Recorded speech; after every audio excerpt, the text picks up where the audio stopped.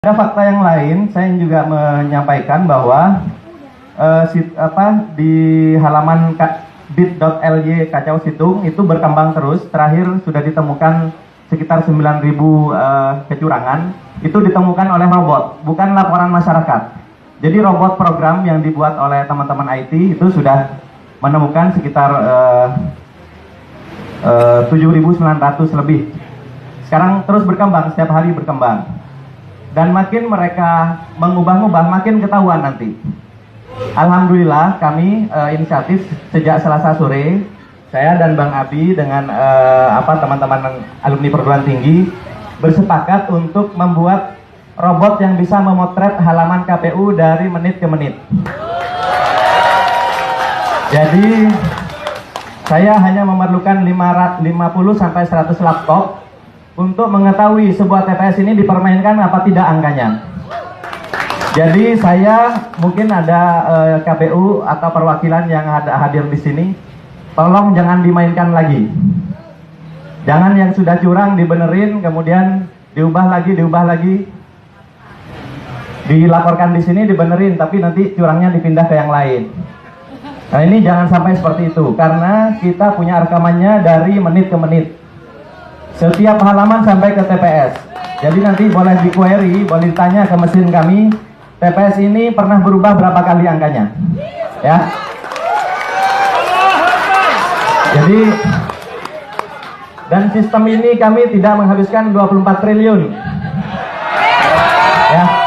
Jadi, sistem saya hanya perlu menyewa laptop, 700.000 kali 100 laptop. Cuma 70 juta.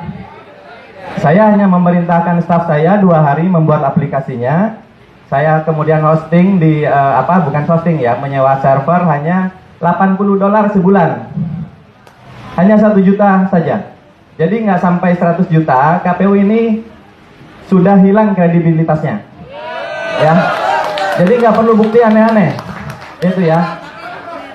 Dan saya cukup 1 tentara lulusan SMK. Saya buktikan ijazahnya ya.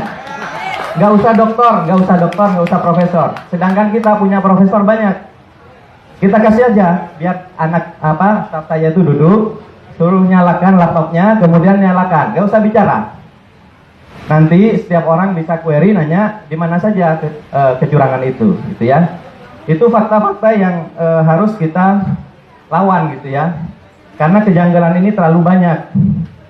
Kalau salah entry, Bapak Ibu sekalian beli tiket, salah entry nomor KTP saja tidak bisa masuk ya.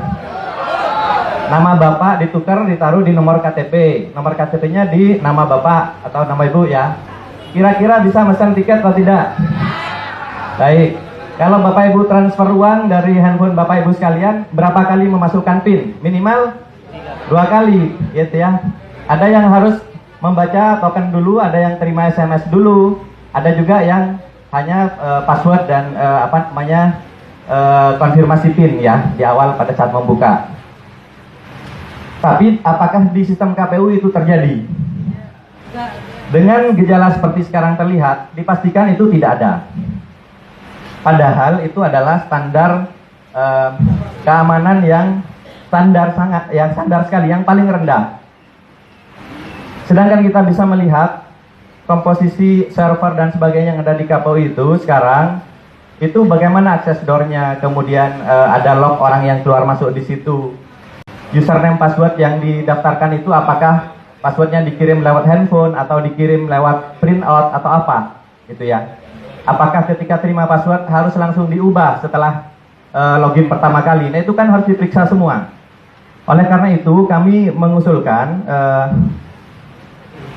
dengan kejadian yang sangat janggal ini, selain IT audit KPU secara teknologi, tapi kita juga perlu mengaudit orang-orangnya. Ya.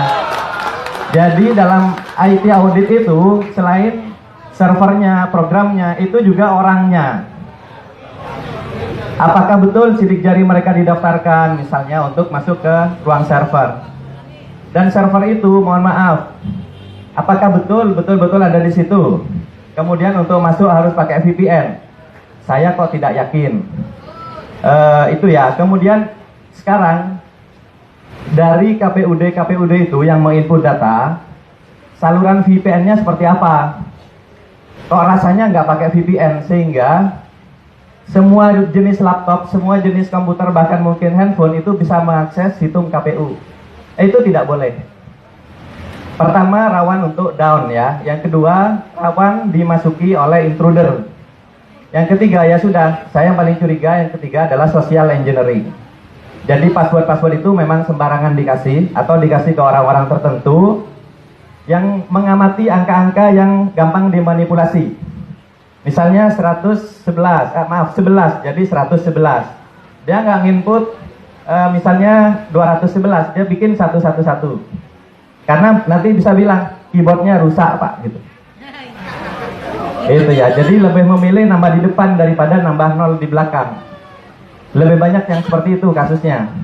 Kemudian punya kita berapa, ada silang 111, silang 11 dimasukkan 111. Nanti bilang Pak maaf Pak ngantuk,